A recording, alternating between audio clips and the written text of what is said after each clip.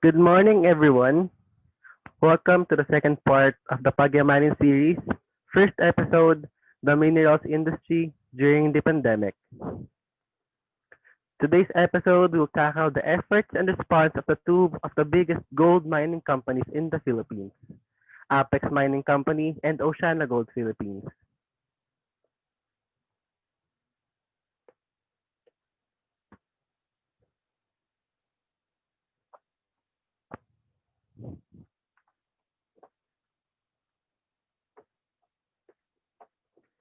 And before we proceed, I would like to thank everyone for joining us here today. Of course, Yaman Philippines would also like to thank our affiliate partner, the Philippine Mining Club, established to form better relationships across all areas of the Philippine mining industry. Yaman Philippines would also like to thank the Philippine Mine Safety and Environment Association, the forerunner in the promotion of occupational safety and health, sound environmental judgment, and social responsibility in the minerals industry. This event wouldn't be possible without your ever-loving support. Maraming salamat po.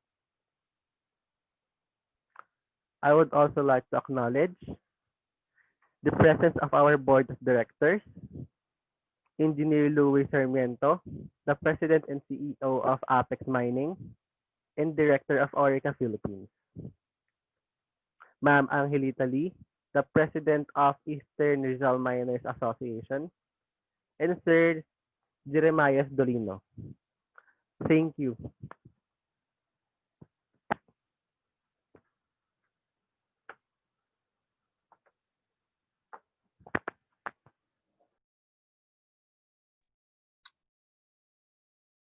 You're welcome, guys.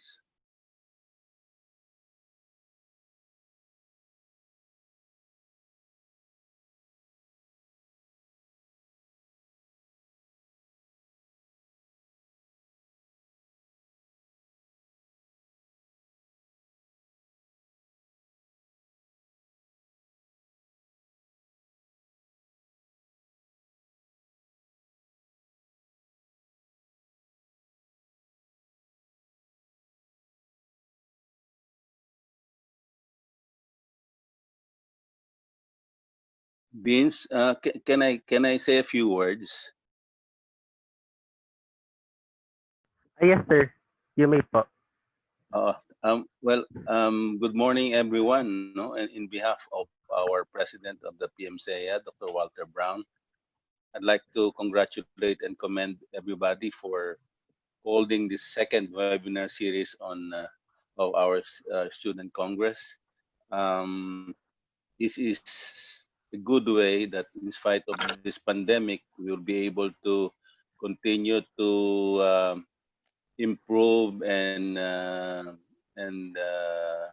get in touch with people in the industry, share the positives and the success of each companies, so that we also as students can learn from them. The first series, I apologize I was not able to join you, but thank you for accepting the suggestion that for the one of the speakers was Dr. Al Harvey Galorio. Just for your information, Doc Harvey is a Pusong Minero volunteer way back in during the Typhoon Sendong that hits Cagayan de Oro and Iligan in 2012. He was one of our. He was a biology graduate then, and during the relief operations that we and the medical mission that we have there, we found out that he wanted to be a doctor.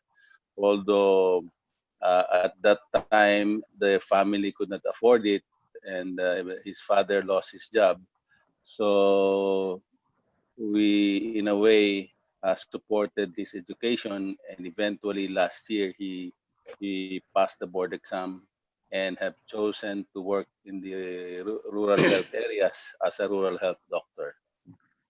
Dr. Galorio is demonstrated that there is nothing impossible if you have the you have the drive and the passion to do it. So I think that inspired everybody, that he's still giving back up to this day, being a rural health doctor. As I understand it, when he goes back home in Iligan, he still open his house to do his free medical service to the less fortunate residents in the community. So again, congratulations everyone, and we hope that you'll continue with this series. Rest assured of our full support, and individually and collectively, please focus on making and on taking advantage of all this opportunity to learn while in this pandemic mood. So thank you very much, and good day, everyone. Thank you very much, Engineer Louis. And in that, I would like to say that it is our combined and collective effort to cope with the current pandemic, and let us inspire one another by doing the best as we can, just like what happened to Dr. Al Harvey. And that is all. Thank you, Engineer Louis. And now, I would like to introduce to you to our first speaker for today. Our first speaker is an Agribusiness Executive Program alumni at the University of Asia and the Pacific, an agricultural and biosystem engineer and environmental planner. He is currently the Community Relations Department Manager of Apex Mining Company, a proudly Philippine-owned company run by Filipinos, with origins in the Mako Gold Mine. Let us all welcome Environmental Planner Engineer Ferdinand Dobley.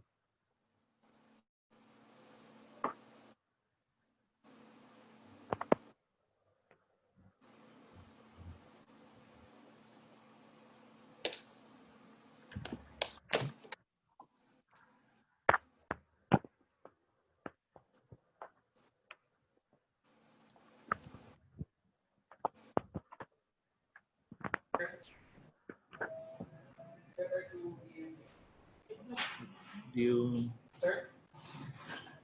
sandali. Ano mo ito? Paano ko ma-share? Hello, good morning everyone. Morning. Good morning, Sir Louis, our president, and to the officers of Yaman Philippines. Good morning. Good morning po. May kuan mo na ako pa. Na-share ko na ba, Felix, yung aking... Wala pa po sa screen, sir.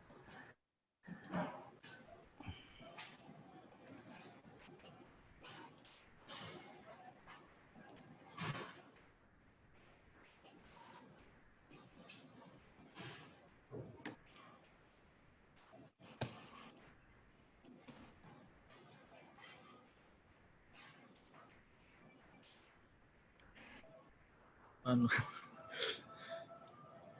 ano ito makashare ng video?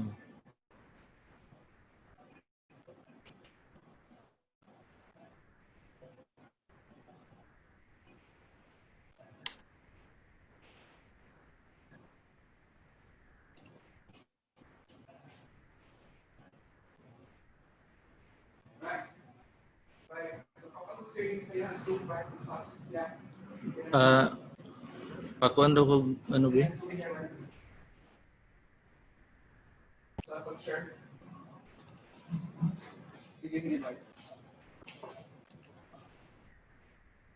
Hello, Felix na admin. Hello, sir. Naka-share na? Yes po, okay po. Okay na po. Okay, thank you. So good morning. I'm Ferdinand Dobley. I am the Community Relations Manager of Apex. So in this presentation, I will be sharing to you our SDMP before and during the COVID-19 pandemics.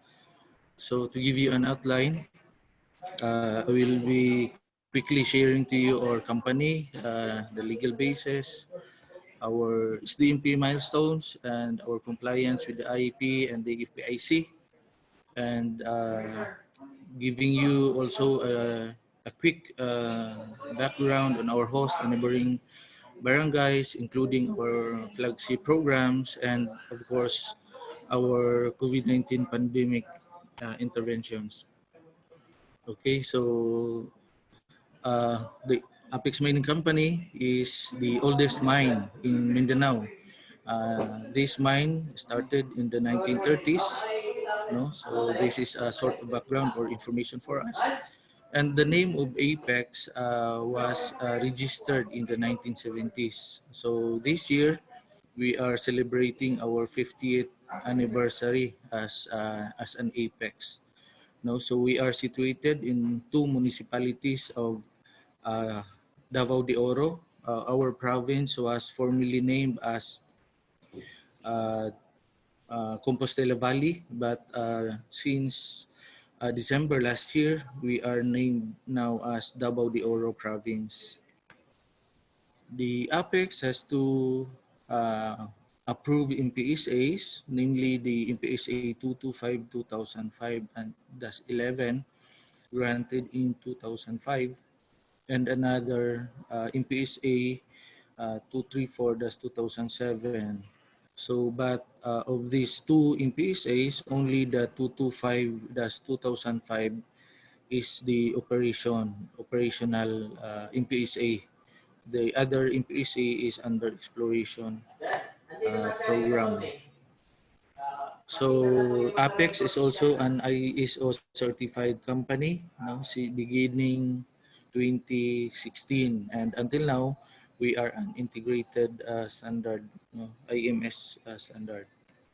So with that IMS, we have this cash policy, which is to attain the satisfaction of stakeholders while maintaining profitability, uh, maintain the protection of environment and neighboring communities towards long societal benefits, continually innovates our business processes by implementing legally compliant, cost-efficient, and globally competitive mining practice, and of course implement occupational safety and health standards, no, to prevent illnesses and untoward incidents.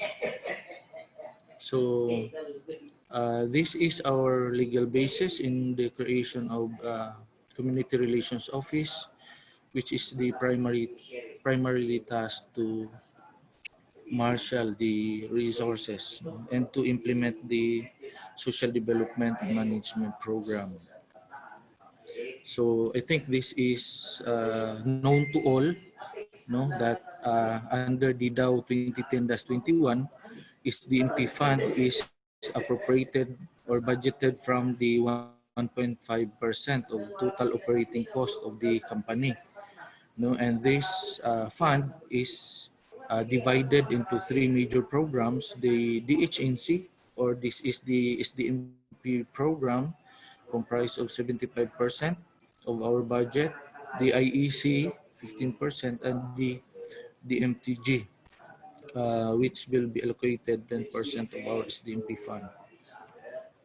No, so there are various creditable activities under the SDMP and here in Apex, so that we can also easily advocate to our host and neighboring communities what are the creditable programs.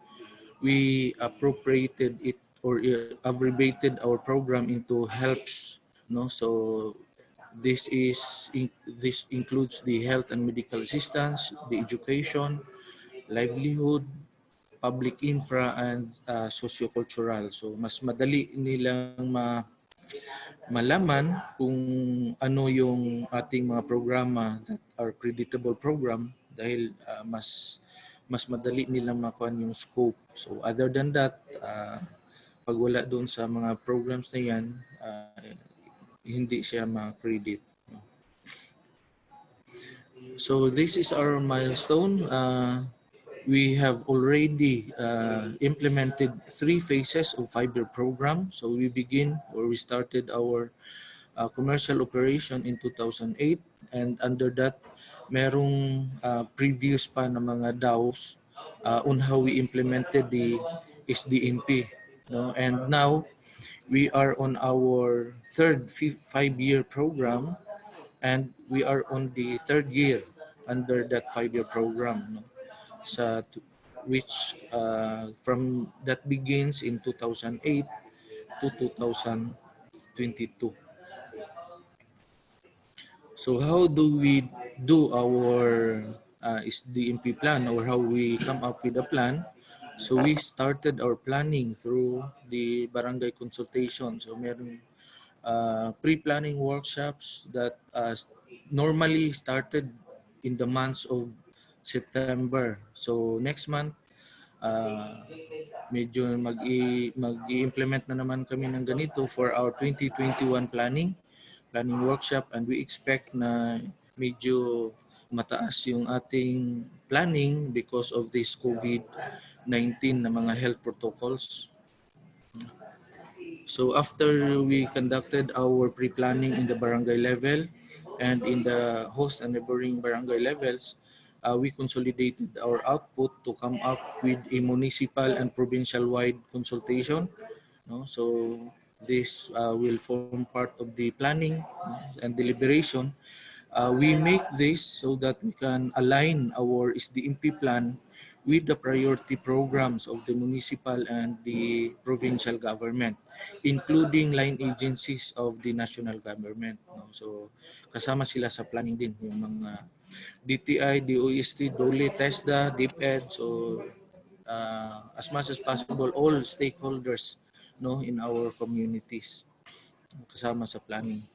And after crafting the plan, we make a pact or a memorandum of agreement that will be signed by all stakeholders. No, this will be signed by all host barangays, neighboring barangays, and the other line agencies, including the MGB. And these are the proof of our certificate of approval from the MGB. So out of that milestone, we have, as of 2019, as of last year, we have already implemented 324 million pesos from our SDMP fund. We also complied with the requirement of the conduct of EPIC, or the first prior informed consent, with the IPs. No, for the information of all, we have one tribe here, which is the Mansaka tribe of Mako and Mabini. And under our FPIC agreement, we are mandated to give 1% from our gross income and another 1% from our gross production, and to compensate all crops and other improvements once it will be affected by our mining operations or mining exploration. So this is the picture of our tenement. No, so as I've said, we have 2 working MPSAs. We have 2 approved MPSA. The red one, or the MPSA 225, that is where we mine. No, that is the only approved mining. Now the yellow one is the exploration MPSA. No, although we are currently submitting our DNPF for that, no, so that we can also operate that area. The IP gave us the 5,022 hectares to mine the area. So that 5,022 hectares is enclosed with that blue boundary. So yun po ang picture ng aming MPSA. So there are still areas within that given consent ng IP na hindi pa namin na gawaan pa ng MPSA. It's because meron pang conflict with our neighboring mining. So, but other than that, meron pa rin kaming mga existing issues with the boundaries, no, ng mga barangays. Hindi pa rin nila ito na resolve until now. No, so kaya meron pang kuan din sila. may effect kasi ito in terms of yung sa sharing ng excise tax and so many others.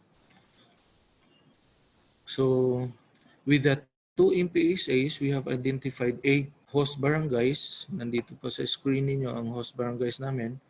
And also we have 8 neighboring barangays. No? So meaning we have 16, total of 16 impact communities under 2 municipalities, the Mako municipality and the Mabini municipality in 1 province. So yun yung magiging picture ng aming small mining community rather.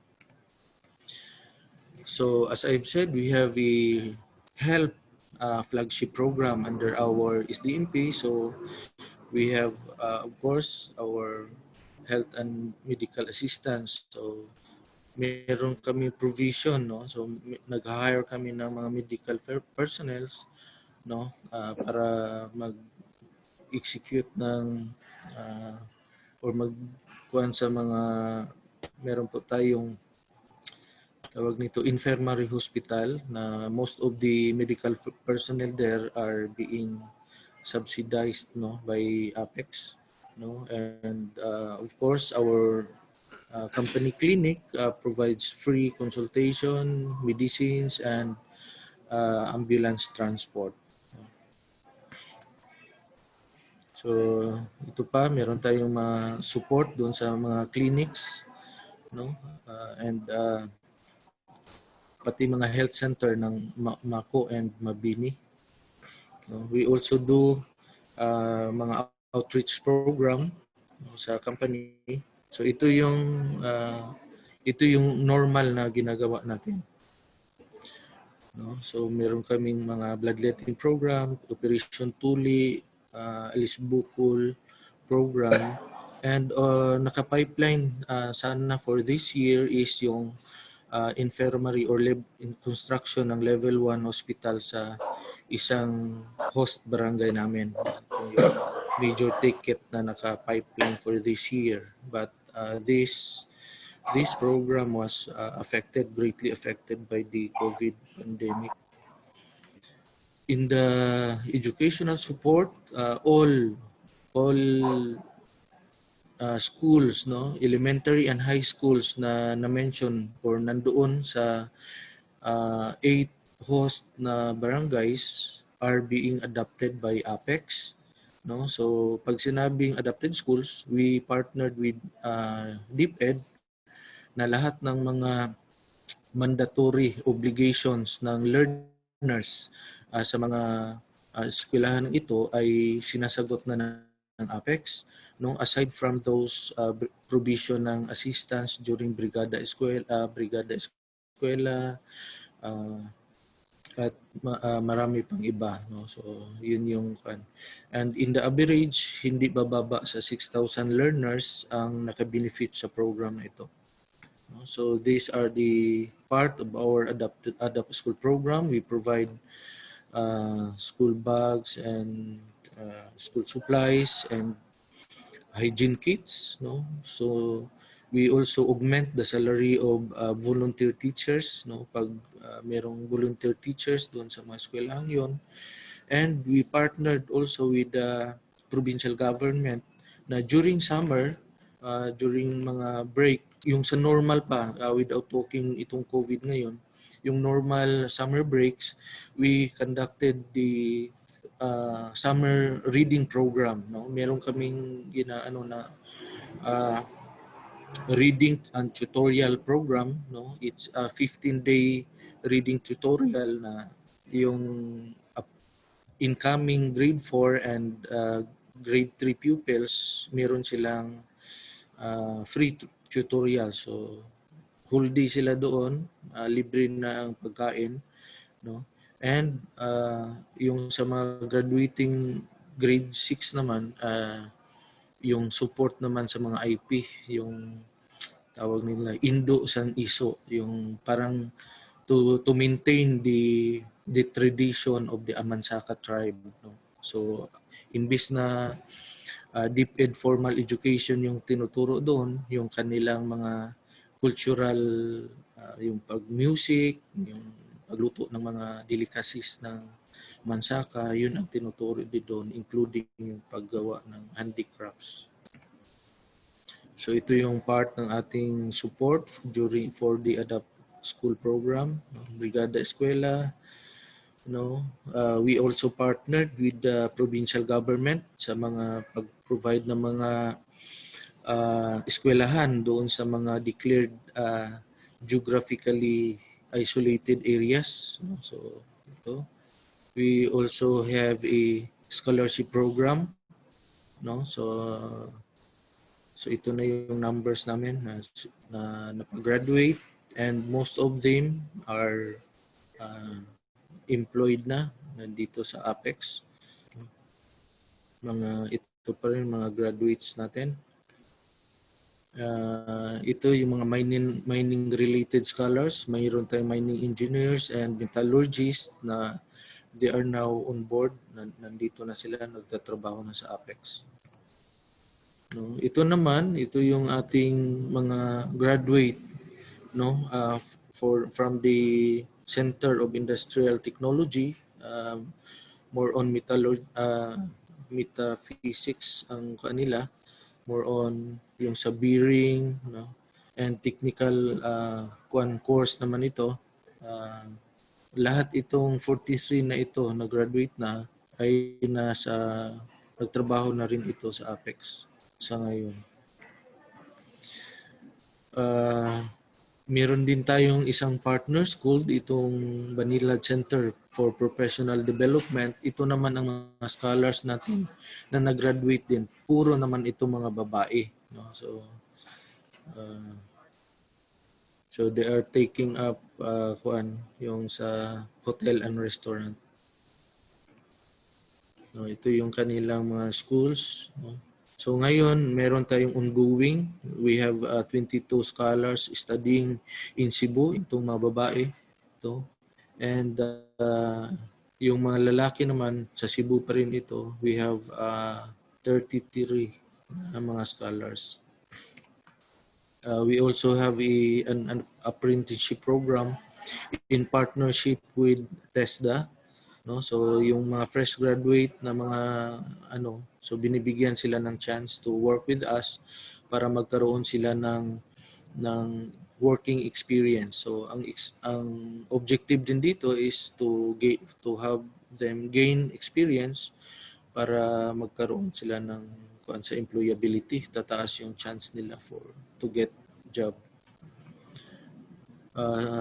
Nag-provide din kami ng free shuttle sa lahat ng ating mga elementary students. But sa ngayon, under the COVID scenario, medyo hindi pa dahil wala pa rin yung ating sa DepEd, hindi pa sila nag-open. We have a SPES program. So ito rin yung naka-pipeline naming program for this year. The company is aligned to establish the Davao de Oro Institute of Technology, para nakita kasi natin na education talaga ang makaka-provide dito ng major effect doon sa kanilang mga families, and instead of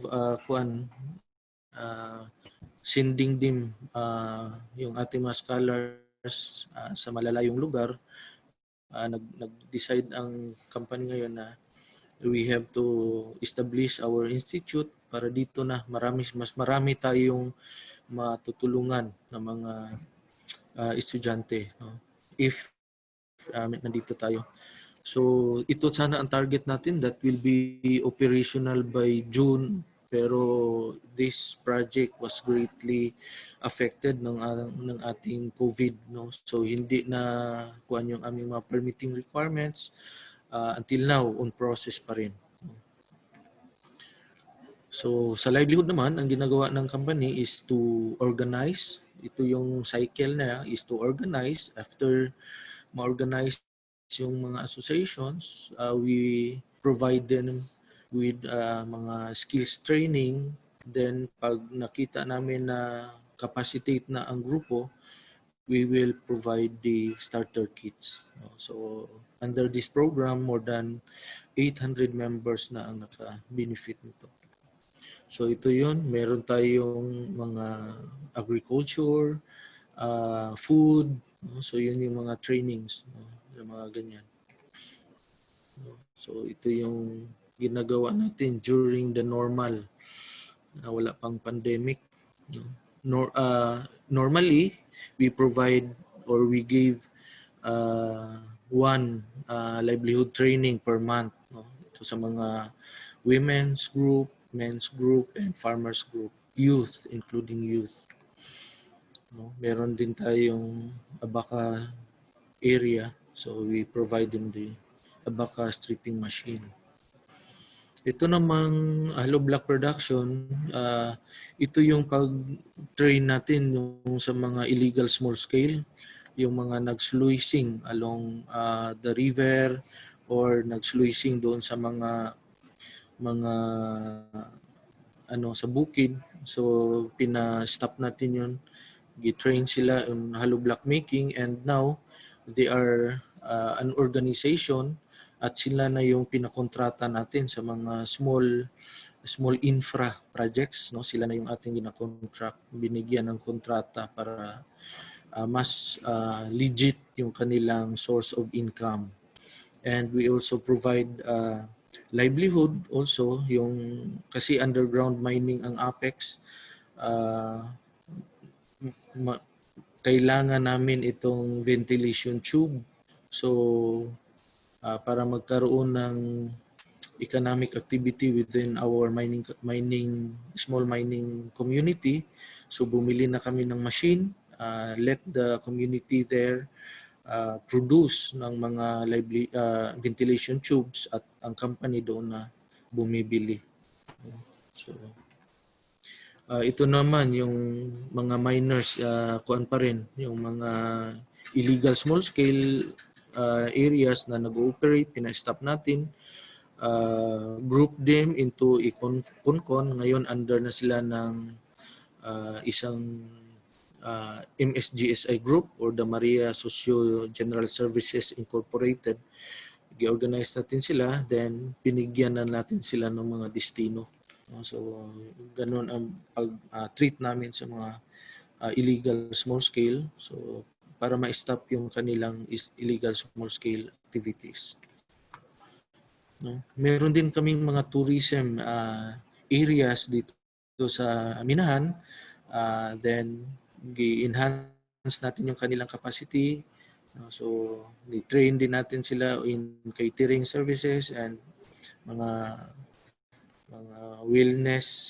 So this is also in partnership with provincial tourism and municipal tourism. So para makuha natin itong mining com tourism program. Ito naman, ito yung sa ating agriculture, yung ating na-provide na mga planting materials, cacao and mga rubber under our EPEP, and some of it under ng SDMP program ay namumunga na ngayon, especially yung mga cacao. So that's why yung mga farmers group, binigyan na natin sila ng post-harvest facilities, no, para i-process nila yung kanilang cacao into a fermented beans, no. Binigyan rin natin sila ng capital to buy and sell, to venture into buy and selling of cacao beans, no. So yun ang natin sa kanila. And meron din na tayong isang cooperative din na gumagawa na rin ng mga chocolate and tablia, no, out of that dried beans, cacao beans. Ito na yung mga products nila. And itong mga nag-work dito, ito yung ating mga scholars din. Scholars na nag-study ng hotel and restaurant management. So sila ngayon ang gumagawa na ng mga chocolate. So ito yung meron din tayong ginawang food terminal, itong area na ito. So ngayon, lahat ng ating mga organizations na binigyan natin ng catering services ay dito sila magdi-display ng kanilang pagkain para yung mga empleyado ng Apex and taga-community dito na sila magtitinda itong area na ito. Under our public infra, meron kaming housing project. So sino ang qualified na ilipat namin dito?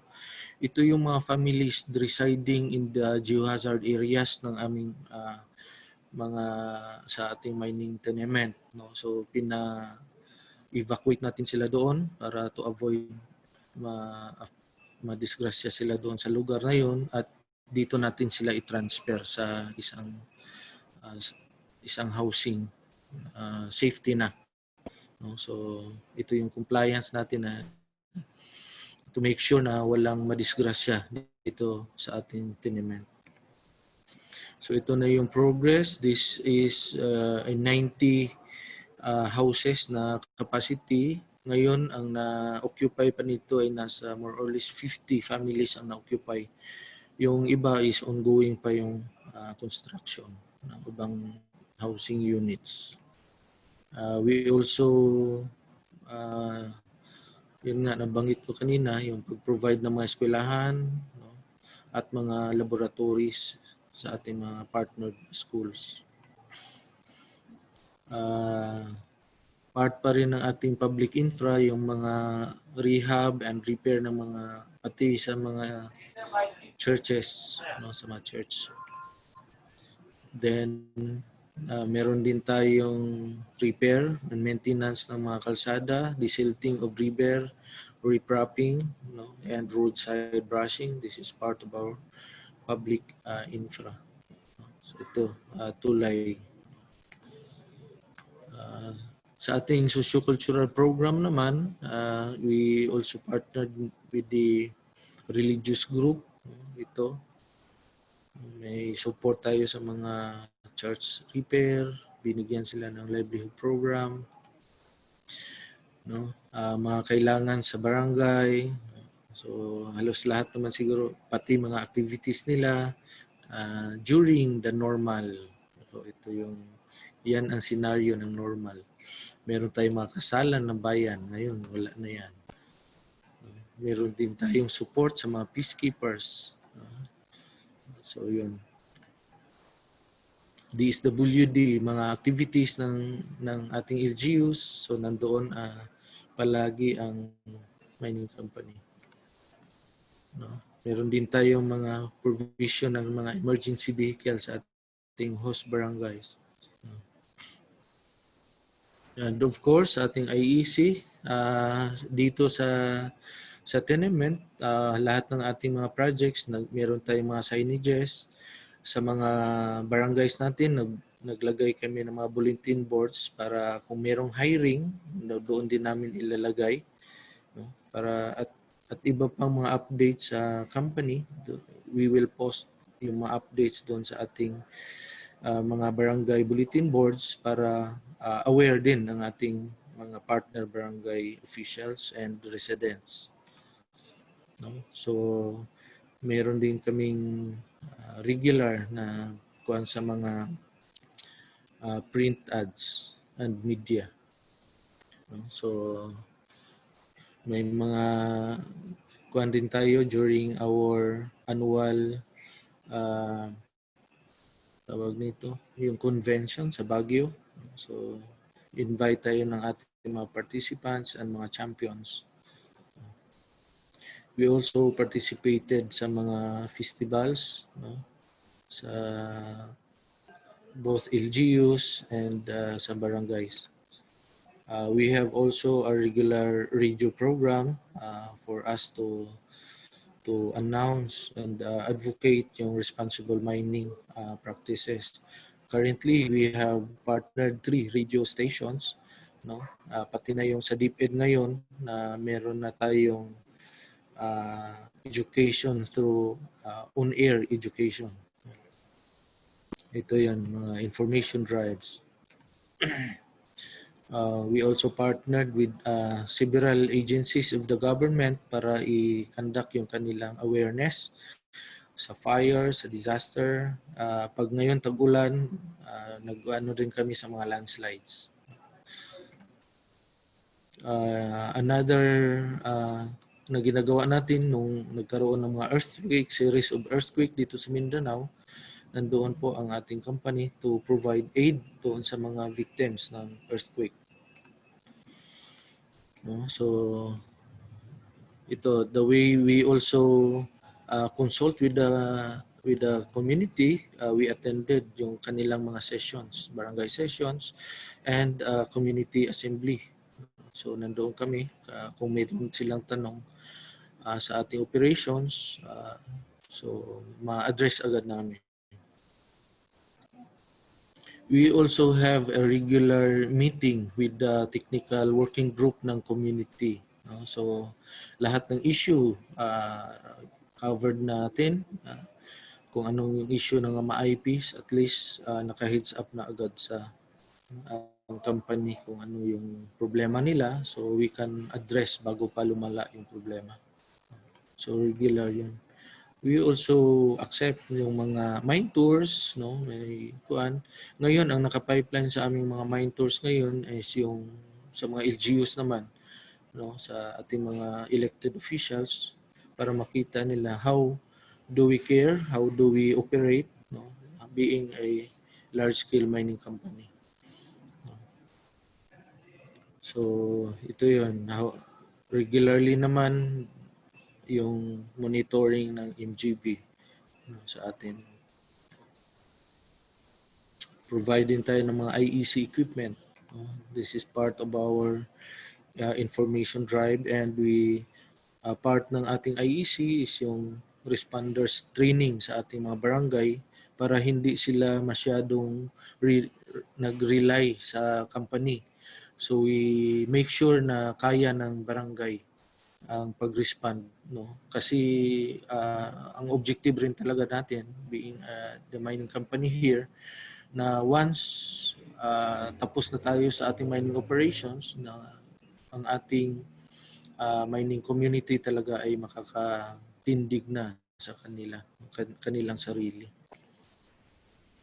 no? So this is part of our DMTG. We have the OGT program, SSTP. No? SSTP means Student Summer Training Program, yung mga mining related students na nagkuhan nila.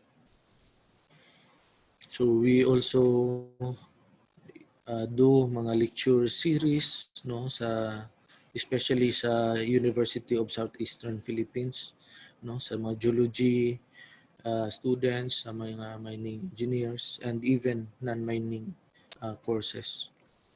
So ito yung ating mga sponsorships. We also provide CAPEX doon sa ating mga partner universities. Ito yan sa UPNIGS. No? We provide na para magamit nila doon sa kanilang school. And last year, we also donated software naman para sa engineering college ng University of Southeastern Philippines para updated yung kanilang technology, no? Para pag once mag-graduate ang isang mining engineer doon, hindi siya masyadong behind sa technology na ginagamit ng mining company. So yun ang objective din dito. Up to date palagi yung ating partner academy.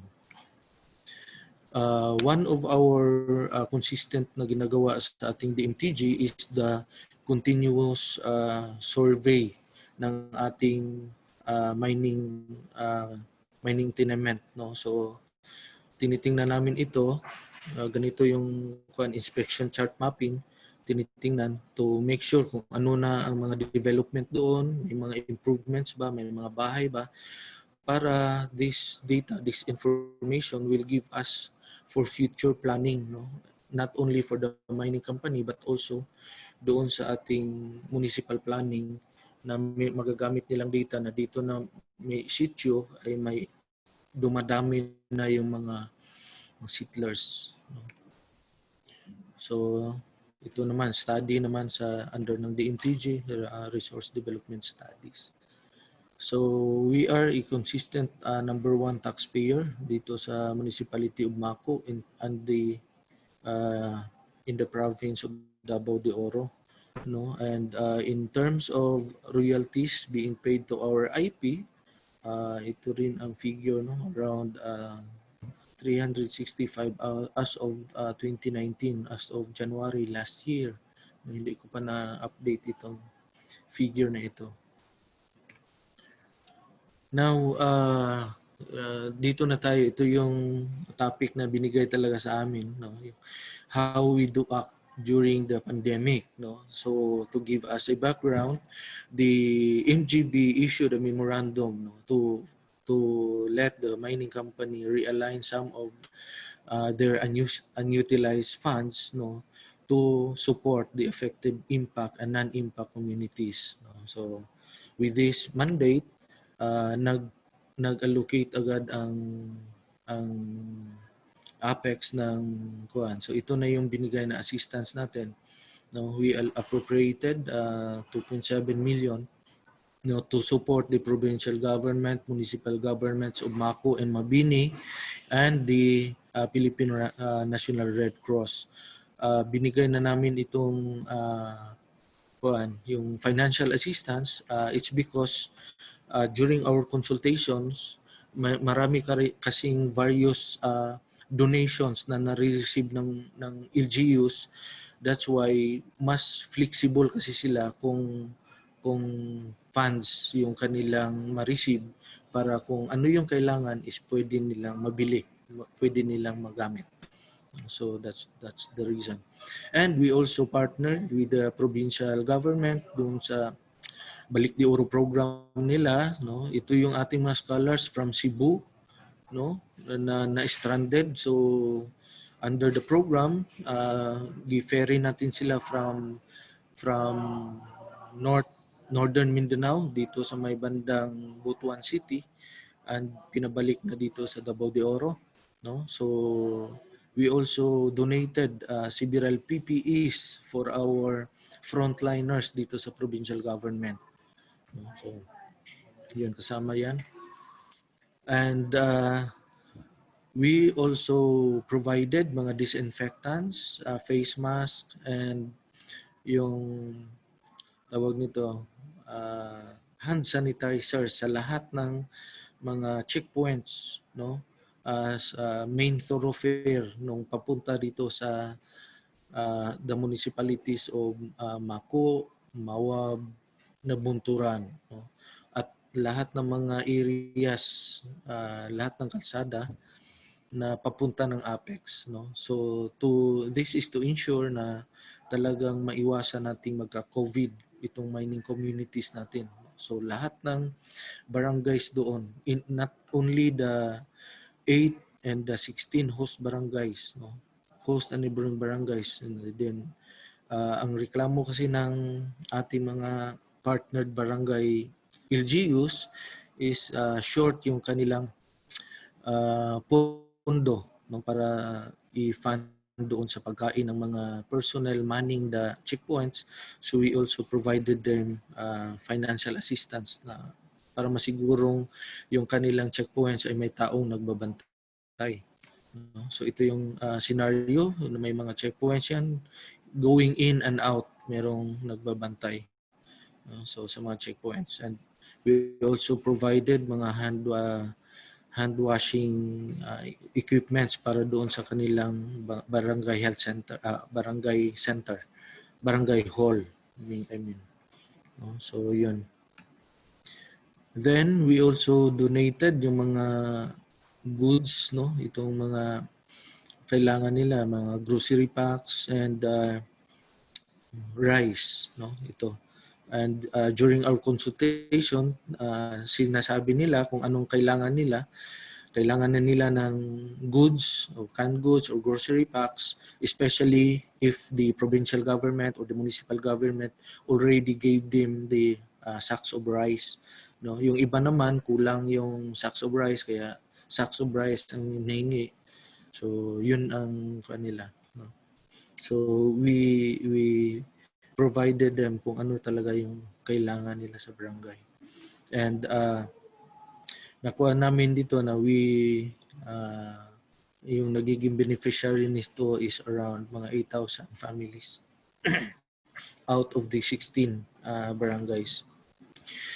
May mga naapektuhan ring mga empleyado, no? Not only the APEX, including the contractors of APEX and yung mga nagtrabaho sa mga within the scope ng APEX. So may around 1,500 affected employees na forced leave sila, and the company provides financial assistance with them, and including itong one sack of rice, no, per month.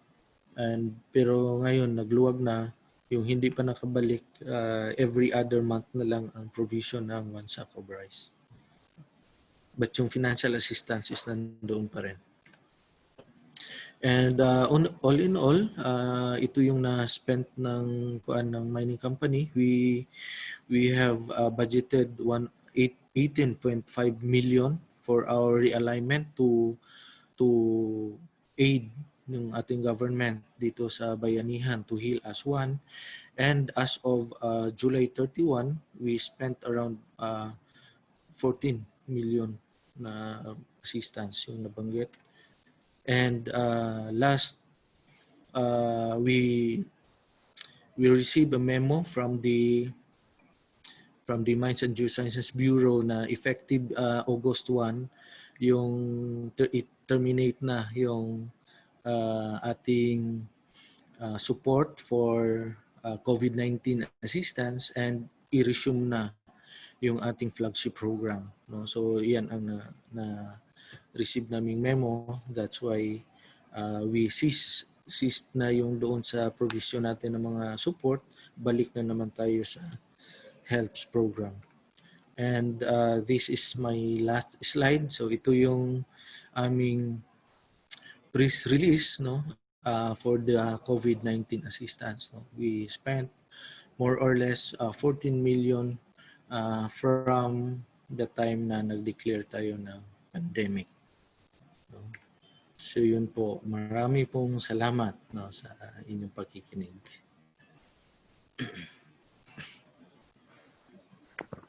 Sir Felix. Thank you so much, Engineer Dobley. We learned from Engineer Dobley that the mining industry, namely the apex mining, takes responsibility for the environment and gives back to the community. And it's also its neighboring areas, wherein they give in some livelihood programs, scholarships, programs, and many other more. And during this pandemic, they did not just stop there at a line. Instead, they go beyond further by donating to the local government or the municipality, and by securing, of course, the safety of our frontliners, as they are since they are the most susceptible person towards this coronavirus. Thank you so much, Engineer Dobley. You're welcome. You're welcome, Sir Vince.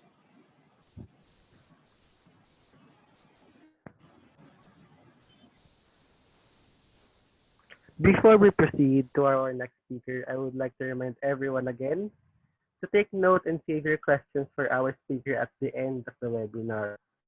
If you have any questions, you may send it to us, either to me or to the host. As you can see, when you press the three dots, you can chat and send your questions, and it will be answered after the last presentation.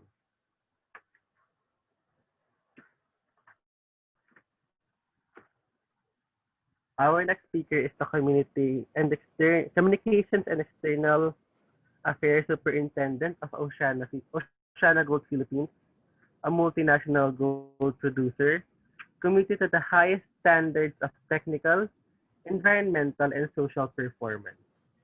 She has been with the company since 2014, and she is a graduate at St. Louis University and is a chemical engineer.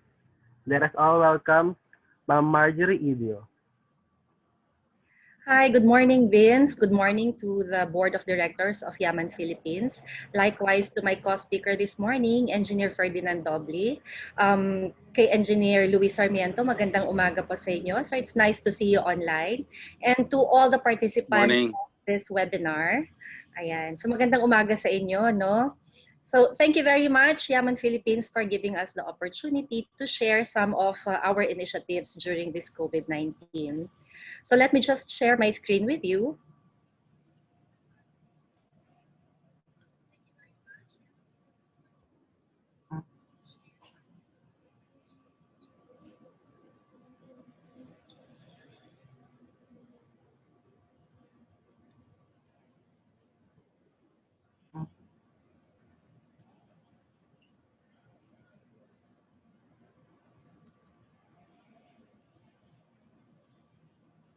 Ayan. So, Vince, are you able to see my presentation? Yes, ma'am. It's clear po. Okay. So thank you. Again, let me start. Yeah, the COVID-19 pandemic has not been easy. You know, we've faced this challenge, but I am glad that we have remained resilient as a country.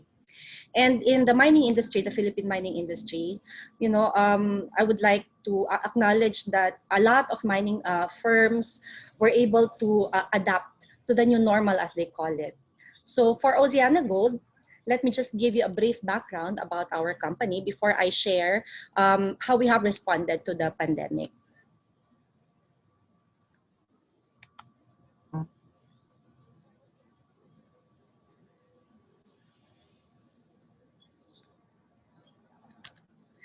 So Oceana Gold is a mid-tier multinational gold producing company that has vast experience in operation and development. It has a suite of high quality assets located in New Zealand, in the United States, and of course in the Philippines. Um, so it has 4 operating mines, 2 are in New Zealand, 1 in the United States, and its flagship asset is the Didipio mine in the Philippines. It has corporate offices in Australia and in Colorado in the US, and it has joint ventures in the United States and in Argentina. Oceana Gold is a publicly listed company in the Toronto Stock Exchange and in the Australian Stock Exchange. So we are a values-based company. Our people start their day with a sense of purpose and end each day with a sense of accomplishment. We are guided by our values in everything that we do. And in the Didipio mine in the Philippines, we aim to bring hope to our stakeholders, especially to our communities. So the Didipio mine is located in the northern part of Luzon, around 240 to 250 kilometers away from Manila. So the Didipio mine is located or is a part of the Didipio community, which is nestled between the provinces of Nueva Vizcaya and Quirino. So let me share with you some of our significant milestones. So we are the first operating financial technical assistance agreement in the Philippines. Our FTAA was granted in 1994. In 2006, Oceana Gold merged with Climax Mining and the Didipio project was acquired. We commenced our construction for the Didipio mine in 2011 after the global financial crisis. And we declared our commercial production in April of 2013. We started out with our open pit and started our development for our underground mine just below our open pit in 2015. We were able to complete the operation of our open pit mine in 2017. So we are now operating our underground mine. So the Didipio mine currently has a current mine life of up to 2032. So our current FTAA area is about 9,238 hectares. We started out with 34,000 hectares in 1994. And after relinquishment of some areas of our FTAA, we are now down to 9,238. We have an approved ECC area of around 975 hectares, 335 hectares of which we are currently utilizing. Okay, so this is a view of the Didipio mine, which lives in the Didipio community. So sharing with you some of our best practices, we are very conscious about our environmental performance and our social performance as a company. So the Didipio mine is being operated by Oceana Gold Philippines Incorporated, a subsidiary of Oceana Gold Corporation. So we have an integrated management system. We conform to international standards on health, safety, and environment. So we have our ISO 14001 for our environmental management system, OHSAS 18001 for our health and safety system. And recently, we acquired our ISO 50001 for our energy management system. We believe in transparency when it comes to our operation. We are a part of the Extractive Industries Transparency Initiative here in the Philippines. We have our multi-partite monitoring every quarter. We also have our joint stakeholder monitoring. And MGB Region 2 monitors our operation on a monthly basis, aside from the usual ISHES audit that they conduct. This is our DDPRO process plan. We employ clean production technology as we do not have to use cyanide and mercury in the recovery of gold and copper in our operation. So we are very lucky that the ore characterization of DDPRO will not require the use of such chemicals. In the first ASEAN Mineral Awards in 2017, we represented the Philippines and we were able to win the best practices in minerals processing. So we were also awarded as the safest mineral processing by PMCEA for 3 consecutive years from 2016 to 2018. So in our process plant, we actually employ flotation and gravity concentration for the recovery of gold and copper. So we have 2 major products in our mine. It is gold and copper concentrate. So because of our operations, not requiring the use of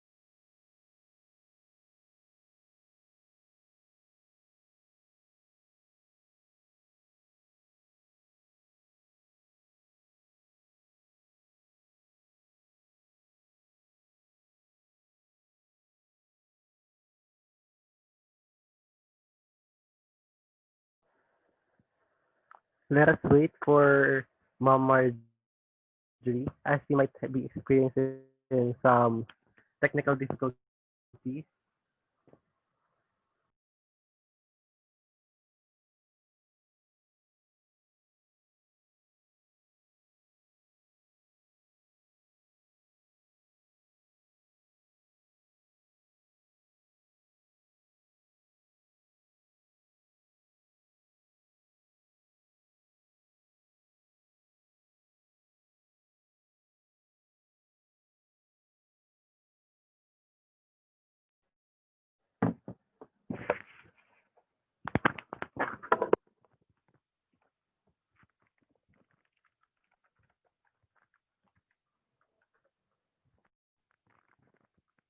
While we wait for Mom Marjorie, I would just like to remind you that you may send in your questions to Yaman Philippines.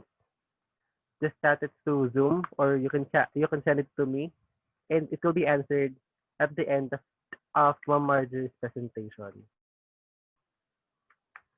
If you have any questions or queries regarding the pandemic and the response of the mining industry or their company in the matter, you may send the questions.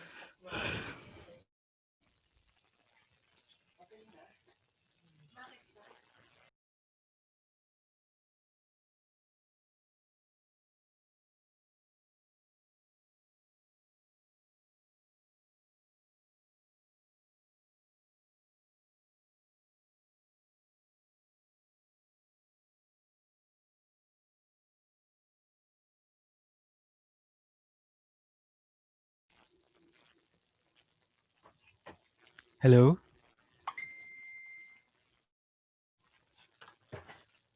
Okay, nandiyan na si Ma'am Marjorie. Hi, Vince. I'm so sorry. I'm currently home and we just had a power interruption.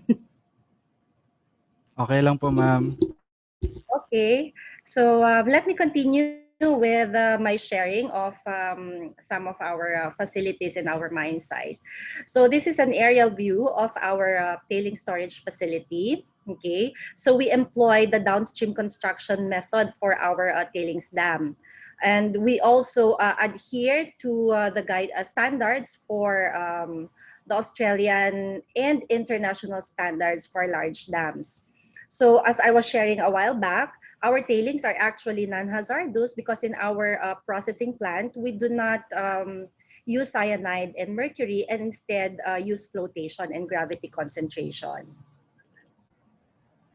Excuse me po, Ma'am Marjorie. Paki-share screen po ulit. Okay, hold on.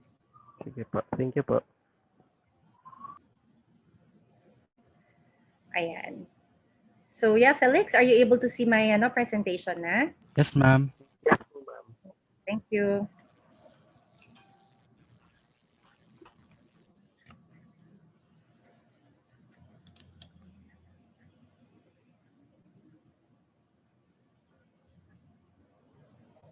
Okay, let me just go to the next slide.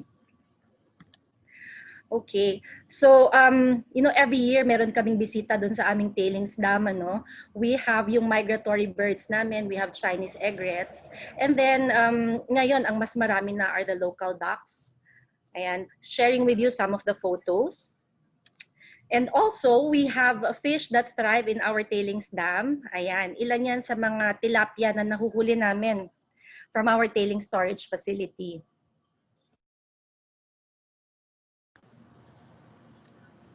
Okay. For our underground mine, we actually employ yung sub-level open stoping with paste and backfill method. So our voids in our underground mine, we fill it up with paste made up of tailings and cement. So this technology actually reduces yung tailings na nalalagay doon sa aming tailings storage facility. So about 50 to 60% of our tailings are actually being utilized to fill up the voids in our underground mine. So with this, we established or we constructed the first automated paste plant infrastructure for a mining firm here in the Philippines. This is how our paste backfill plant looks like. Okay. And just like any other responsible mining company, we are very conscious about taking care of our environment. So water is life, sabi nga nila. And this is how we manage our wastewater in our mine site. So we have our water treatment plant that is able to improve the water quality discharge by about 400%. And FYI lamang, I was not able to mention a while back, but in our process plant, we actually recycle 90% of our processed water. So very minimal yung ginagamit namin na fresh water resources. So since we have a lot of employees accommodated in our mine site, of course, we employ, we have our sewage treatment plant, okay, to cater or to clean our sewage water. And just recently, we've tapped a technology. We now have our Didipio water recycling and purification plant that is able to treat sewage water to potable water compliant with drinking water standard. Okay, so we hope to be able to operate this soon. And as part of our progressive rehabilitation, in our 334.9 hectares of area disturbed, we have actually rehabilitated 44.12 hectares. And these are the areas that we are no longer going to disturb in our mine site. So that will be the final look. And these are just photos showing you our progressive rehabilitation initiatives. Okay. So the picture that I am showing you, that is actually our Boya waste rock dump in 2014. That was how it looked like. And after our rehabilitation activities, that is how it looks like now. So we've planted grasses, agoho, and bamboo in our Boya waste rock dump. Okay, so we also are very active in our mining forest program, likewise in the national greening program. So for every tree that we cut, we replaced it with about 100 seedlings. And so far, we were able to plant 1.5 million seedlings, which is equivalent to a total area planted of about 1,287 hectares.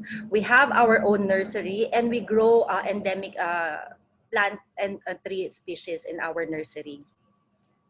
Okay, so showing you some of our plantations, tree plantations.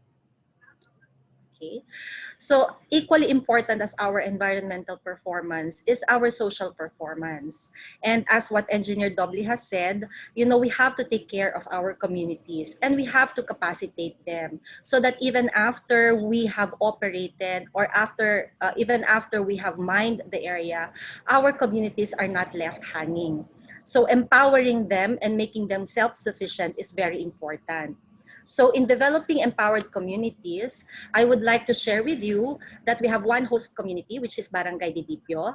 We have 10 neighboring communities. 3 are located in the municipality of Cabarugis, and 7 neighboring communities are located in the municipality of Kasibu.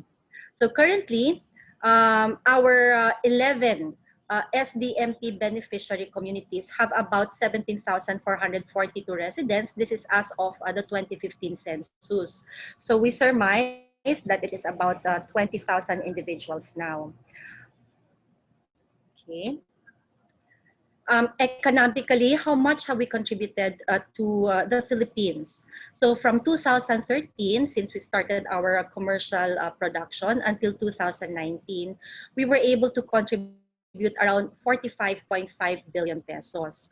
So this 45.5 billion pesos, 36.2 billion has been spent for wages and other benefits of employees, for our local suppliers and contractors, meaning yung mga suppliers and contractors po namin in Region 2, likewise sa Metro Manila. 7.8 billion has been paid for taxes and other fees, and these taxes are comprised of excise tax, likewise the local taxes that we pay, like real property tax and local business taxes. And out of the 45.5, we have already spent around 1.4 billion pesos for community development. So this is both SDMP funded projects, likewise for our CSR funded projects. So the Didipio mine directly employs 1,500 employees at full operation. 97% of our workforce are Filipinos. And out of the 97% Filipinos, our management our workforce is actually composed of 20% women. So advocate po kami ng gender and diversity in the workplace. So all in all, with our contractors, with our suppliers, with our SDMP workers, direct employees, we generate around 3,000 jobs annually. Okay, so yung 1.4 billion pesos that we have spent for community development, we have actually spent this in various components. So we have social, cultural, and sports component where we support fiestas, religious activities, and church construction. So these are just some of the photos that we have with our communities during their fiestas.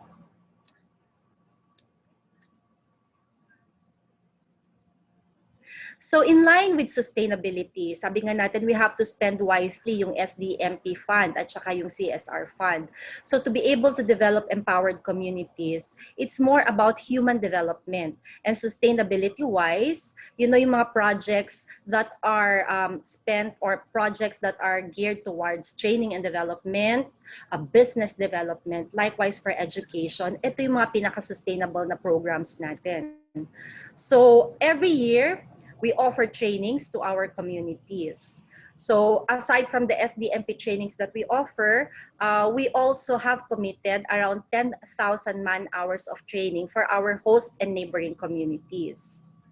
So one of our flagship programs, yung tinatawag namin na yung Underground Metalliferous Work Readiness Course.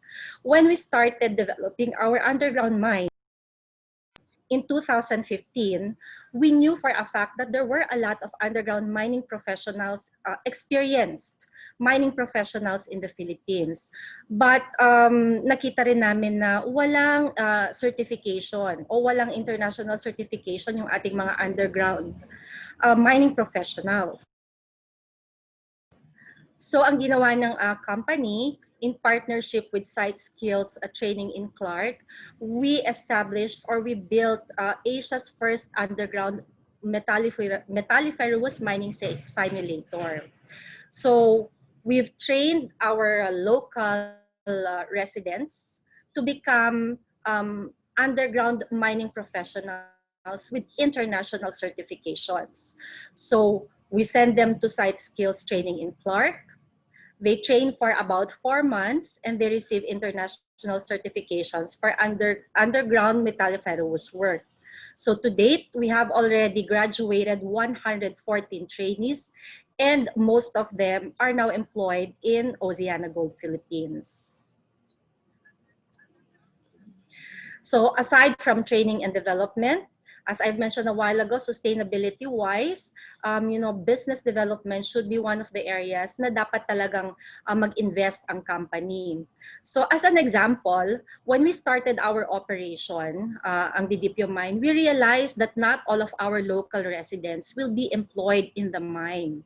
So sabi namin, how can we help you know, the other residents to be employed and have a steady income for their families.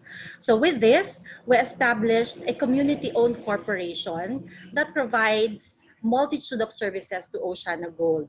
This is the Didipio Community Development Corporation. It has 328 Didipio shareholders, and these are long-time residents of Didipio. And at full operation, D Corp employs 215 residents from Didipio and from the neighboring communities.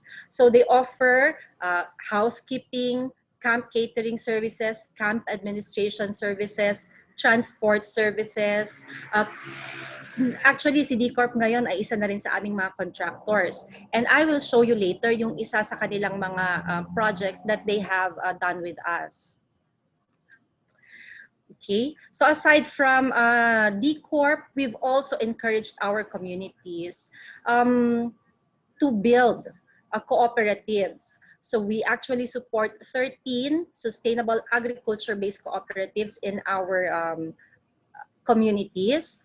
And currently, they have more than 3,000 members or employees now. So isa rin yung aming mga cooperatives na nagsusupply sa amin ng organic vegetables. Okay, so for health and nutrition, we have feeding activities or feeding programs. We also have dental, medical, optical missions together with our barangays and also with our municipal health office. So sharing with you some of the pictures. And also, nakita namin no, in our communities, mostly kakaunti lamang ang may mga health centers or may mga health facilities. So I am showing you the previous health center of our host community, Didipio. And with one of our CSR projects, we now have constructed the Didipio Family Health Center. This is a 10-bed capacity health facility and can be operated as a level 1 hospital. Okay. So yung second biggest spend namin, ang pinaka first biggest spend namin is actually infrastructure. Kasi ito yung mga kailangan ng aming mga communities, just like roads, schools, daycare centers, barangay halls, gyms, solar dryers, or water storage facilities. So the second largest spending from our SDMP and CSR programs are actually related to education. So we have scholars. In the Didipio community, dati-rate, meron lamang elementary doon, no? At saka hanggang grade 4 lamang siya. So yung mga estudyante from Didipio, they had to walk half a day para lamang makapag-attend doon sa elementary school who offer grade 5 and grade 6. Likewise, para sa mga high school who wanted to have quality education. So, isipin ninyo yung mga maliliit na bata, as early or as young as grade 5, they had to be separated from their families para lamang magkaroon sila ng quality education. So nakita ng company na isa ito sa mga pangangailangan ng aming community.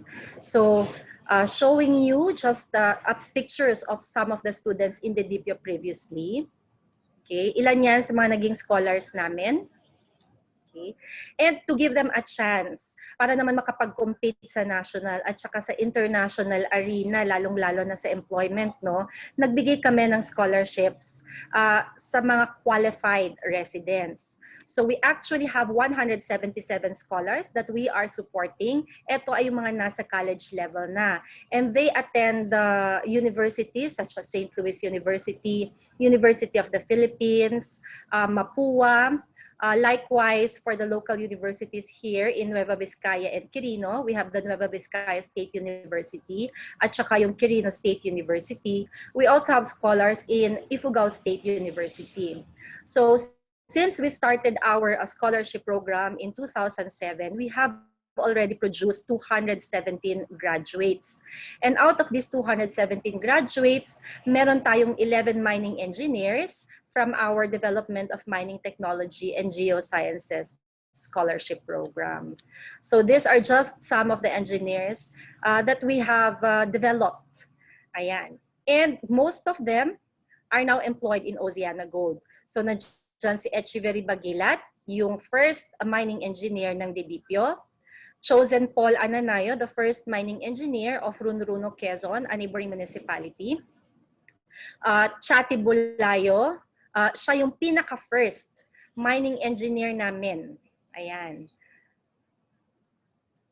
And our other scholars, si Wilbur Habiling is also from Didipio and is the second mining engineer produced in Didipio. Okay. So nabanggit ko kanina, infrastructure-wise, ito yung mga structures ay mga school facilities ng Didipio na makikita nyo noon. So yan na yung stage para sa mga bata. Okay. This is now the mini gym of the elementary school in Didipio. Okay, those were the classrooms in 2006. This is how it looks like now. Yung aming high school dati, ayan, si Didipio Green Valley Institute. So nagtayo ng isang institute, yung mga tiga Didipio, para mag-cater sa high school. So yan yung kanilang classroom dati.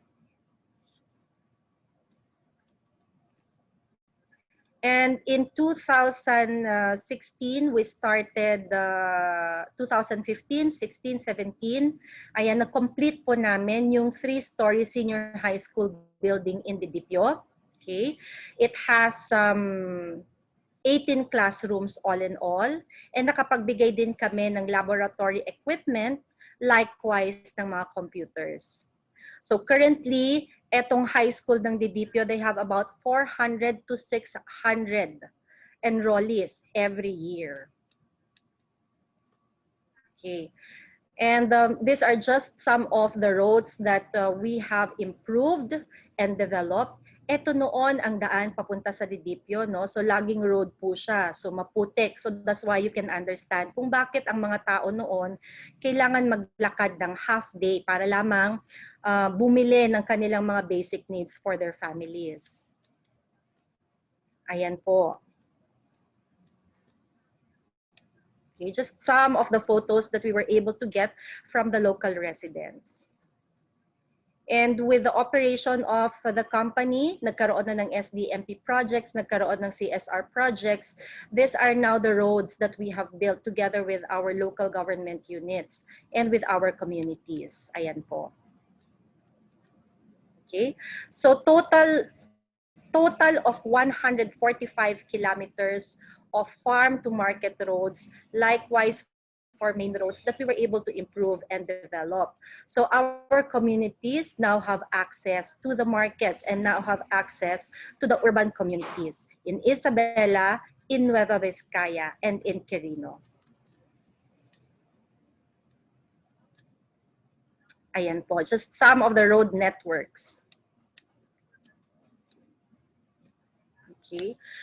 So after sharing with you some of our practices for environmental management, likewise for our community development, I would also like to share with you how we have responded doon sa ating COVID-19 pandemic or the health situation.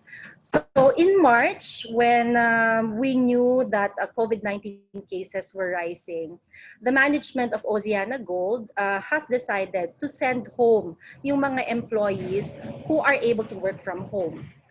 Yung mga essential employees at saka kailangan pong magstay sa minahan. Tinanong po namin if it's okay with them na magstay muna sila sa mine site at ma-lockdown for a month or so. Pumayag naman po sila, no?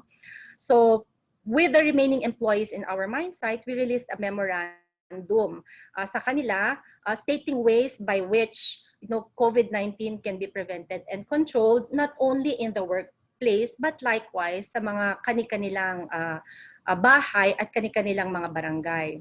So meron kaming 23 employees noon na galing from other communities or other areas outside of Nueva Vizcaya and Quirino. Ang una po namin ginawa, in-isolate po namin sila at saka minonitor namin yung kanilang mga health conditions kasi nga galing po sila sa high-risk areas. Together with isolating yung mga 23 employees na bagong dating, nag-release po kami ng standard operating procedure sa paggamit po ng thermal scanner doon sa aming mga main gates para po sa mga empleyado na papasok galing sa community, okay, and are essential for our operation. So in March 16, for our operation, we crafted and we released our business continuity plan that detailed, yung aming manning levels and critical tasks or activities. So bilang guide po namin, nag-base kami doon sa ECQ guidelines ng ating government. Okay? So ayan. Yan po yung mga natira naming mga empleyado. We gave them guidelines. Okay? Paano po ang oras ng mealtime kasi hindi ho pwedeng marami doon sa aming mess hall. Likewise for housekeeping, laundry services, at saka yung curfew which coincided with the curfew hours of the barangay. So yung aming clinic, since nasa loob siya ng mine site, no, nagkikater kasi ito sa ating mga community residents. But because of locking down our mine, and likewise, nasa ECQ pa noon ang Nueva Vizcaya at saka ang buong Pilipinas, ang ginawa namin para makatulong pa rin kami sa mga residente na nangangailangan ng agarang medical attention, nag-set up kami ng triage area outside of our mine premises para yung mga emergency cases ng aming community, makater pa rin namin. Okay? So, in response, Kasi nga, kailangan safe yung ating workforce, safe yung ating mindset, likewise our communities. We developed a trigger action response plan to prepare the company for a worst case scenario. Okay, so this detailed the triggers, our actions to minimize exposure of our workforce, likewise minimize the transmissibility of the virus. Okay, and then yung shinare ko kanina, yung aming 26 employees, so may nadagdag na 3, after their 14-day isolation period, nirelease na namin sila after undergoing medical evaluation by our health team, likewise by the municipal health office. So, sharing with you some of our precautionary and safety measures. Ayan po. So, temperature checks. So, from ECQ to MECQ to GCQ to modified GCQ, ito yung mga ginagawa naming measures. So, temperature checks in our gates for incoming personnel. Likewise, meron po kaming decontamination area for our vehicles. Maintaining physical distancing for meetings. Okay, and advising our employees to maintain proper hygiene practices such as frequent hand washing, wearing of face masks, wearing of face shields, ayan, and also yung social distancing sa aming mess hall. Okay. And in June 8, okay, nung nasa modified general community quarantine na ang Nueva Vizcaya, nag-implement pa rin kami ng 14-day camp quarantine para doon sa mga empleyado na paparating pa lamang after being locked down in their communities. Okay? So, aside from quarantining them for 14 days, sabi namin, why don't we innovate? Nagkaroon kami ng evaluation tungkol doon sa rapid testing. So, after lifting or after seeing na okay pala ang rapid testing natin, after evaluating that, and after being approved by our upper management, nag-lift na kami ng aming mandatory 14-day quarantine period para sa mga newly arriving employees. Okay, and aligned with the guidelines of the Department of Trade and Industry, we now also implement yung mandatory use or mandatory wearing of face masks and face shields in the work area. Okay. And the COVID-19 pandemic has not been easy, no? Lalong-lalo na sa mga empleyado. So, ang ginawa namin para doon sa aming mga empleyado, March 15 hanggang April 14, nag-offer po ng 1-month calamity leave. So, lahat po ng empleyado ng Oceana Gold, they were able to receive yung normal pay without any reduction in work hours or pay. Okay. We also cater to the work from home arrangements, and we continue to provide PPEs for all of our employees. What about our communities? So aside from taking care of our employees, nagbigay din kami ng assistance sa aming mga communities. We were able to give PPEs to major medical health facilities in Region 2, such as the Region 2 Trauma Medical Center in Bayumbong, Cagayan Valley Medical Center in Tuguegarao, Southern Isabela Medical Center in Santiago, at saka yung Quirino Provincial Hospital in Quirino. Okay. And then we were also able to give PPEs sa ating mga frontliners, the Municipality of Cebu, the Department of Health in Region 2, the Nueva Vizcaya Provincial Health Office, okay, likewise for the Quirino Province. And aside from distribution of personal protective equipment, we also give out relief goods to our host and neighboring barangays, yung aming 11 barangays na binanggit ko kanina. Kasama na po yung aming host community na Didipio. Nabigay po kami ng mga bigas at saka ng mga grocery items. Okay. And aside from our SDMP beneficiaries, nagbigay din kami ng assistance doon sa aming non-impacted communities in the municipalities of Cebu and Cabarugis. So, in consultation with the different local government units, sabi nila ang kailangan nila ay bigas at saka mga grocery items. right? So for the COVID-19 health crisis, we were able to benefit around 18,000 individuals or frontliners and around 20,000 households in our impacted communities and non-impacted communities. So ito ay naaayon po doon sa shinare ni Engineer Ferdinand kanina na memorandum from the Mines and Geosciences Bureau. Okay? So yun lamang po ang aming maishashare for this morning. Maraming salamat, and we are one with the national government as we heal as one and as we recover as one. Magandang umaga po.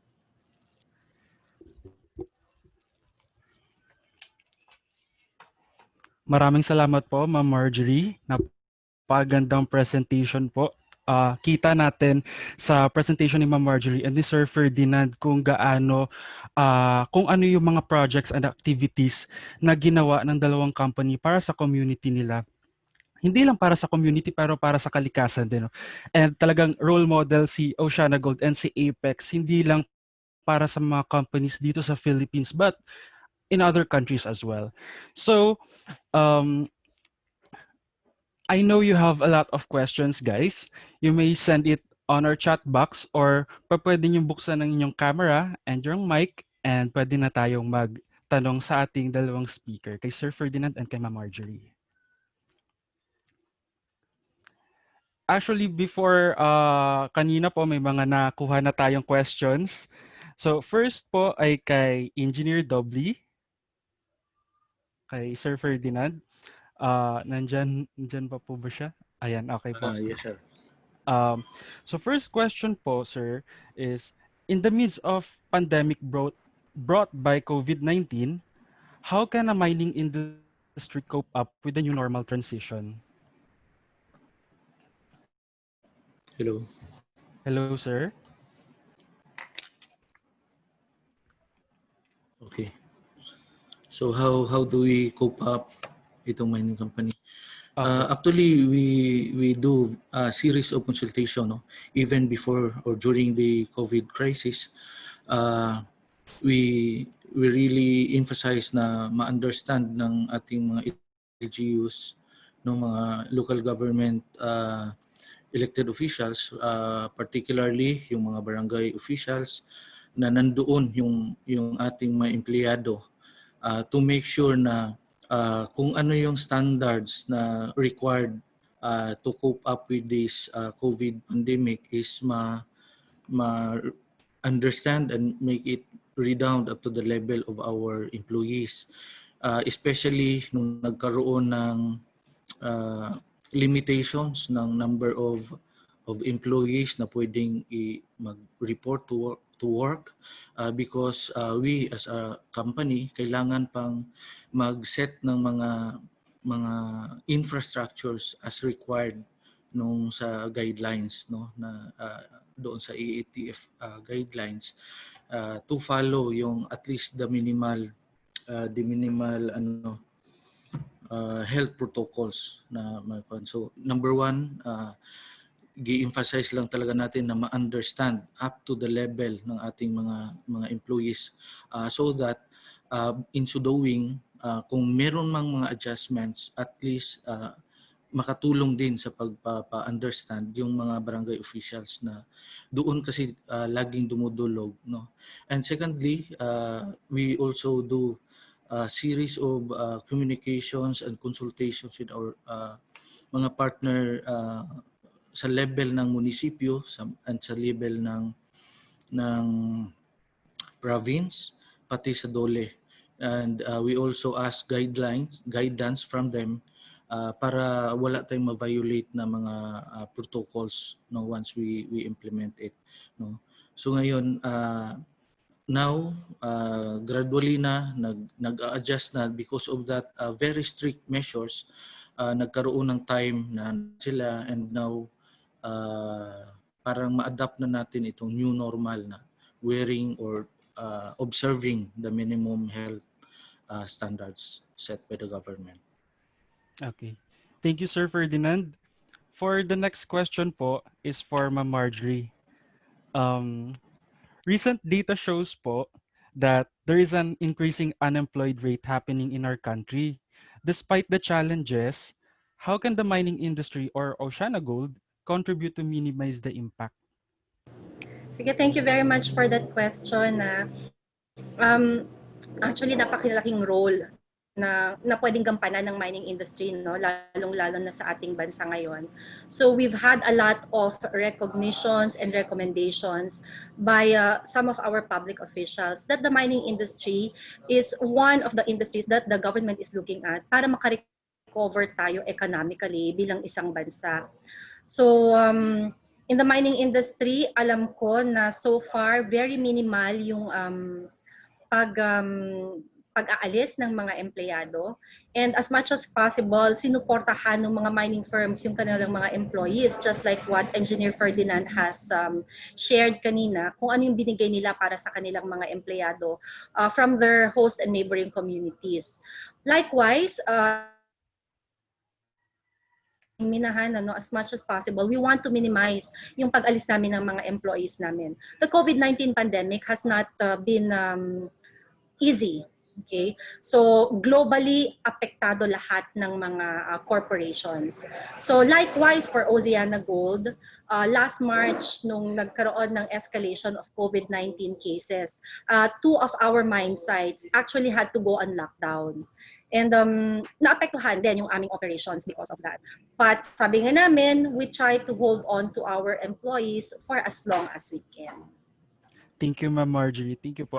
So my Ma'am, questions. Sir Felix, can I also contribute? Okay po, Can I sige also po. add? Now, talagang hirap tayo nung nag-declare ng ECQ ang national government because mining is not part of those essential services na nag-allow ng government to operate. That's why sa Apex, nakipag-consult talaga kami with our provincial executive kay governor na kung pwedeng mag-operate in a skeletal force, no, kasi talagang ang daming nawalan ng trabaho, and from 2,000 employees humingi lang kami na kung pwede, kasi gaya ng ginawa ni Oceana, kinonsulta namin ng aming empleyado who are those willing na magpa-lockdown, and nag-assess kami na kung pwede mag-operate muna itong 700 doon sa nung gi-declare ng ECQ. And gradually nag-adjust and gradually nagpabalik na kami ng employees, but until today nasa level pa kami ng 1,500 below. So meaning hindi pa naka-onboard lahat dahil nga doon sa mga kakulangan pa natin. No, so ganun ang talagang impact niya, and we acknowledge, no, as a mining company, we acknowledge kung gaano ang contribution niya doon sa part ng worker. Kaya lang meron nga tayong mga limitations and adjustments na ginagawa sa ngayon. Okay. Bale, sir, may question po. Yung okay naman po daw ang mga employees natin sa Apex. Same din po with Ma'am Marjorie sa OceanaGold po. Ganun din po yung question. Kung as of today po, okay naman po yung mga employees natin or yung community sa COVID-19. Merong various kuan yan. Merong okay, meron ding hindi, dahil may mga hindi pala talaga na recall kasi gradual nga, and we make sure na sa level ng ating mga employees and sa level ng ating mga barangay officials na alam din nila bakit hanggang ngayon ganun ang gradual ng recall. Hindi siya abrupt na sige, lahat tayo on board na kasi we have to follow this new normal and yung minimum health protocols. So yun po. Okay po. Okay. Yeah, thank you, Felix. For OceanaGold, para sa DDPO operation or sa DDPO mine, I guess very unique yung aming situation. So currently, we are waiting for the renewal of our FTAA. So since 2019, July of 2019, we have not been operating our mine because number one, there were restraints to our operation. And number two, talagang inaantay pa namin yung aming FTAA renewal. So we have retained our entire workforce. Sa Oceana Gold kasi we have around 770 employees directly employed by the company. So we retained the workforce from July 2019 hanggang April of 2020, despite having no commercial operation and despite having no revenue. So, nung April, dahil nga yung dalawang operations namin from other sites, nag-lockdown sila, medyo nagkulang ang aming financial resources in the company. And because of that, we had to let go some of our employees. Pero kahit nilet go namin sila, in the sense na na-temporary layoff sila, binigyan namin sila ng mga benefits, just like, yung paggamit nila ng kanilang accrued leaves, a rice allowance every month, tapos yung pagpapatuloy ng kanilang health medical coverage, not only for the employee, but likewise para sa kanilang mga pamilya. Yung mga hindi pa na temporary layoff, okay, so full pa naman yung kanilang mga sweldo, and we make sure that yung health and safety protocols ay sinusundan namin. So we are hoping that anytime soon, sana ma-renew yung aming FTAA so that ma-recall namin yung buong workforce namin. Hindi lamang yung mga essential. Ayan. But currently, ang aming workforce, yung mga essential roles lamang ang nandun sa aming mine site for maintenance activities. Ka-Felix, idagdag ko rin, no? Yung sa mga naapektuhan natin ng mga employees na naka-force leave, the company kuan pa rin, nagbabayad pa rin ng SSS, yung mandatory statutory obligations, no? Imbis na nandoon pa yung employees share nila, si company na ang nagkuan nito, si company na ang sumagot para tuloy-tuloy pa rin yung kanilang contribution despite na hindi pa sila naka-onboard, no? Under forced leave pa rin sila. But as of today, kuan na lang siguro nasa mga around 400 employees ang hindi pa nakabalik. And sana makuha na lahat. Likewise, for us, the SSS, the PhilHealth contributions, the company is shouldering all of the payments. And yung mga may salary loans, may mga salary advances, nag-stop muna kami na singilin yung kanilang mga monthly amortization, parang ganon, para sa salary advances nila. So very important talaga na maprotektahan, maalagaan yung ating mga empleyado. Likewise, yung ating mga communities. So we do our best para makatulong sa kanila. Thank you po, Ma'am Marjorie and Engineer Dobly. Nakita natin, guys, na talagang kahit noon pa na walang COVID and until now, inaalagaan nila yung kanilang mga employees. So I think we have 2 more questions na pwede nating sagutin. Mag-chat lang kayo sa ating chat box. So ito po, Ma'am, for Ma'am Marjorie. So, ito po yung question. Can we hear some advice for us students when applying for work, especially sa women? They say that the mines are not a place for women po kasi daw yung field is for men only. So, all the best po sa company and all that are involved with it. Yun po yung question. Sige. Thank you very much for that question. No? So, I believe the mining industry over the years has evolved. Sa totoo lamang, no? So, hindi na talaga siya purely a man's world na tinatawag nila. In this day and age na meron na tayong gender equality and diversity, di ba, sa workplace, no, do not let your being a woman be a delimiting factor for you to apply in any mining firm. Kasi ang tinitingnan naman talaga ng isang mining firm, just like Oceana Gold, no, is yung iyong fit for the job, yung iyong skills, at saka lalong-lalo na yung iyong working attitude. Okay, likewise for the men, 'di ba? Kung pang-trabahong babae o pang-office work man 'yan, don't let that be being male a delimiting factor na hindi hanggang doon lamang talaga ako sa sa process plant or sa pagmimina na lalaki ako. Likewise sa mga babae ganun din. So do not be afraid, Huwag mong iisipin na babae ako baka i-discriminate ako. Ang tignan mo, ikaw ay isang professional, ikaw ay isang manggagawa na maraming maaaring ibigay para sa isang kumpanya. Wow, thank you Ma'am Marjorie. So sana na nabigyan ng ano no, lakas ng loob si Ate dun sa sinagot na question ni Ma'am Marjorie. Kay Sir Ferdinand po, I think this is the last question po. So may we have an insight on how the companies strive to provide for the locals and their employees, especially on giving wage?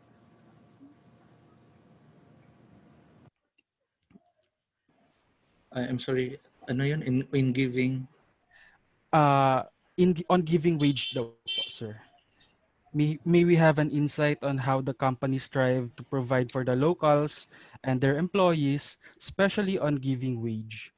Actually, yun nga ang mission and vision ng company, no. We have to keep the balance of our, dapat kikita tayo ang mining company, otherwise hindi tayo makabigay ng magandang sweldo, no. So i-balance lang natin yung yung economics. I'm sorry. So you have to make the balance yung sa economy and at the same time yung what we give back to our mining communities and to our environment, no. So ganun. Pag ang sa amin naman, and I think this is general to all mining companies, na if we have a very good and harmonious relations in doing business, especially sa mining, no, and we are accepted dito sa ating mining communities, napakadali, no? Especially mas madali yung operations ng mining company kung well accepted ka ng ating community, no. So ganon, and because of that balance, mas madali tayo, especially ngayon maganda ang presyo ng ginto, no. uh, na at least narinig ako ng ating presidente, no? Baka yung wages and bonuses pwede na yun. Di ba, sir? Sir Louis? Sir Louis. Noted. Noted. Thank you, Felix, for that question. Thank you din po, sir. So, sa participants po natin, lalo na sa mga students, meron po ba tayong question? So, I think kung merong hahabol, pwede nating kolektahin yan and then ifo-forward natin kay Ma'am Marjorie and kay Sir Ferdinand. So, I would like to thank our speakers and participants for today's event. We learned a lot about what's happening in the mining industry, especially Apex and OceanaGold's response and efforts to cope up with the current situation of our country and the rest of the world.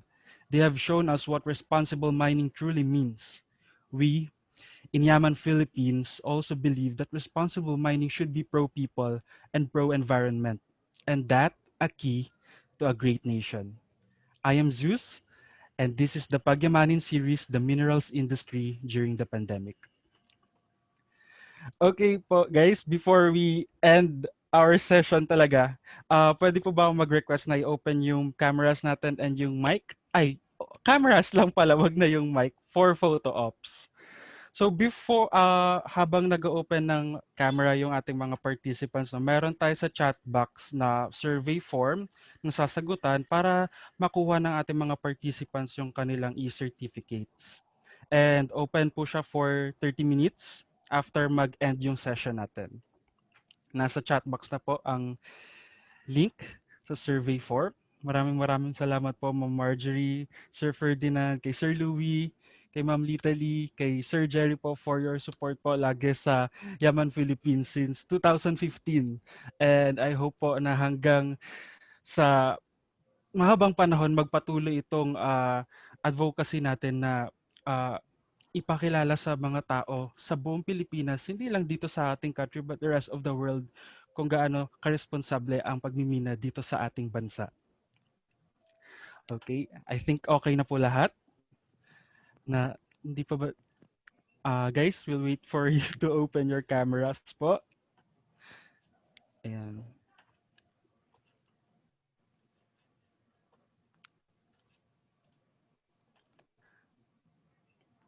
Okay.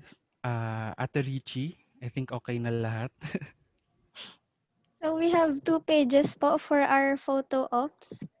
For our first page po, keep smiling. 1, 2, 3. For our second page po, keep smiling. Keep smiling. 1, 2, 3. Ayan, thank you po.